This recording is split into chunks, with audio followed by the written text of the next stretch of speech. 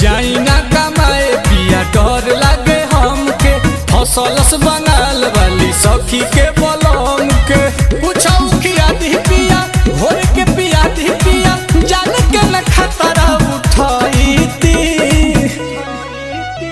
अरे बहरा न जैती पिया घर ही कमाई